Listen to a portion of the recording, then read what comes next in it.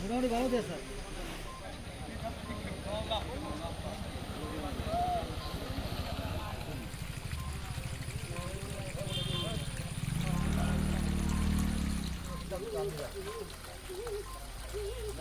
একলা না পারলে রসে তারা তো দেন।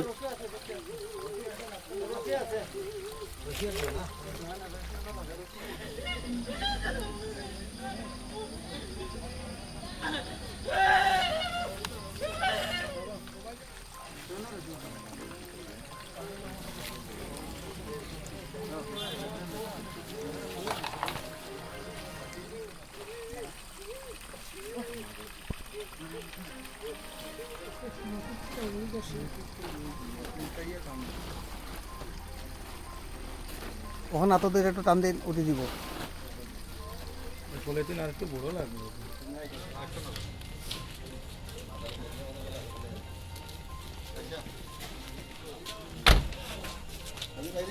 পলিথিনটা লম্বা মেসাব পলিথিন আর আনছুন না।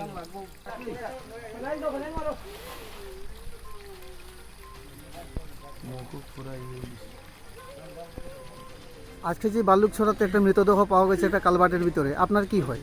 আমার বড় ভাই, কি নাম ওনার? আমার বলি কি করতো উনি পেশায়? অধিবেশায় কন্ট্রাক্টর, উনি বাসা কোথায়?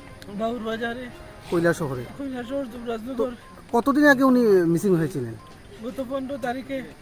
কিভাবে মৃত্যুটা কিভাবে হলো এবং মৃতদেহ এইভাবে এখানে বা কি করে আসলো? 15 তারিখে ধর্মনগর যাওয়ার জন্য ওখান থেকে কিছু বাড়িতে কনস্ট্রাকশনের কাজ চলছে, চিপস পাথর আনতে গেছে, আইসিআইসি ব্যাংকে আইছে, ওখান থেকে 50,000 টাকা সুদ ডল করছে। ওর সাথে আর কে কে ছিল? ওর সাথে ছিল জীবন দাস আর ওই তার নাম মঈনুদ্দিন নাকি, মঈনুদ্দিন আর হুজাইল আহমদ, এই তিনজন তার সঙ্গে ছিল।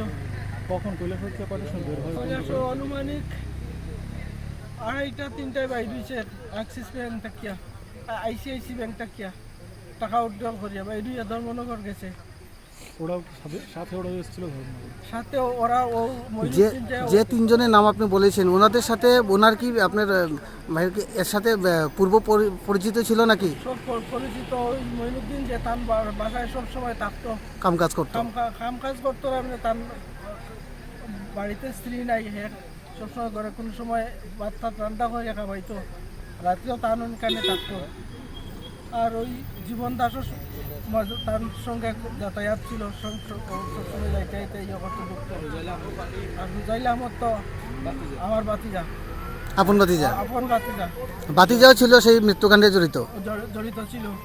তাদেরকে কি পুলিশ গ্রেফতার করেছে?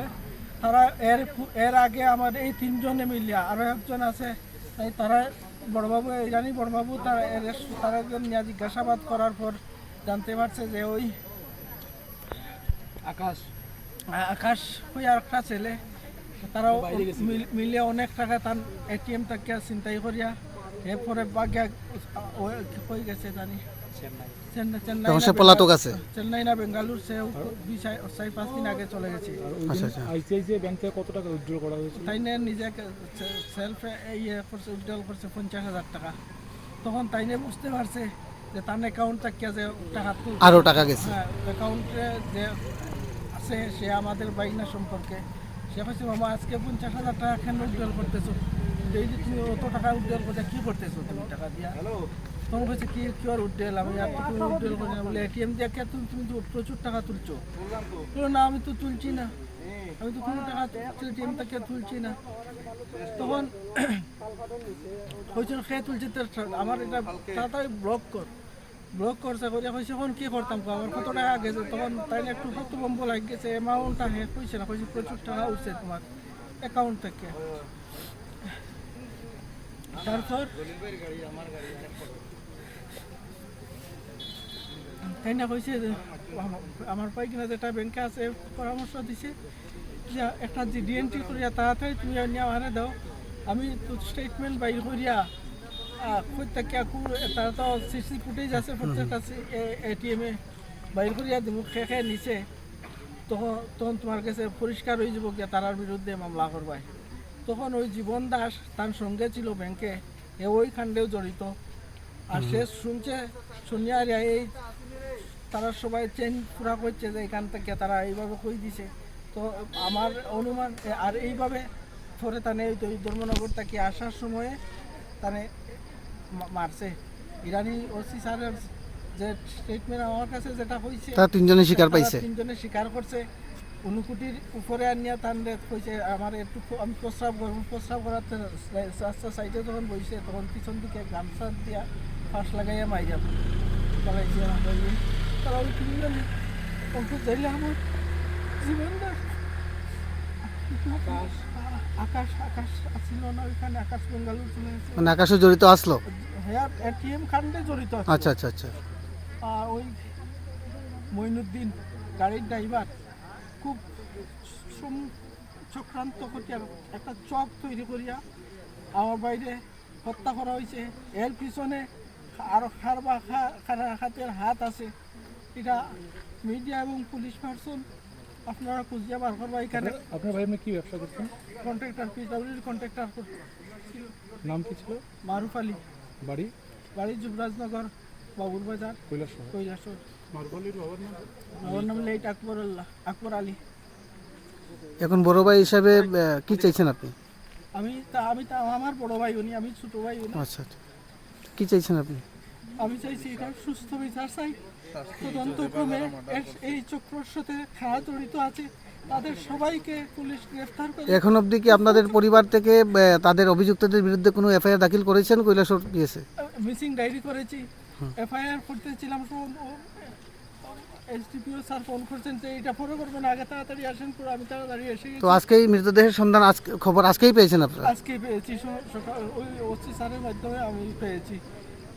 ব্যাপারে জানকারি জানতে চাই। আসলে একটা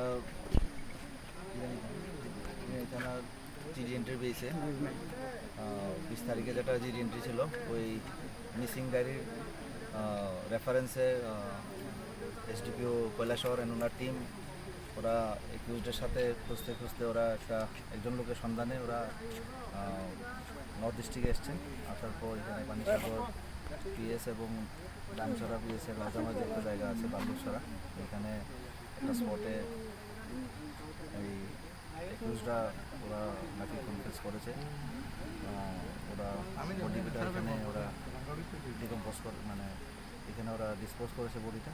তো ওটার ইয়েতে আমরা সব কিছু ফর্মালিটি এখানে অ্যারেঞ্জ করার পর এখানে ডক্টরের টিম, এফএসএল টিম এবং এক্সিকিউটিভ ম্যাজিস্ট্রেট সব এখানে গেল। টিম গিয়ে এখানে ওরা মানে এখানে টিমের যে ম্যানেজমেন্টটা আছে ওরা অ্যাজ পার ল এখানে ওরা অ্যারেঞ্জমেন্ট করছে এবং লিগাল সব ফর্মালিটিস করার জন্য আমরা পানিসাগর সাব ডিভিশন এবং কৈলাসহর সাব ডিভিশন মিলে এখানে একসাথে আমরা আছি। আমরা বাকিটা অ্যাজ পার ল আমরা নেক্সট স্টেপে আমরা স্যার রিকোয়েস্ট কজন ছিল? রিকোয়েস্ট কজন ছিল? তাদের নামটা বলে? 5 জন সবাই অ্যারেস্ট হয়েছে। ডিটেলসটা আমার কাছে নেই, সেটা থানা থেকে আপনাদের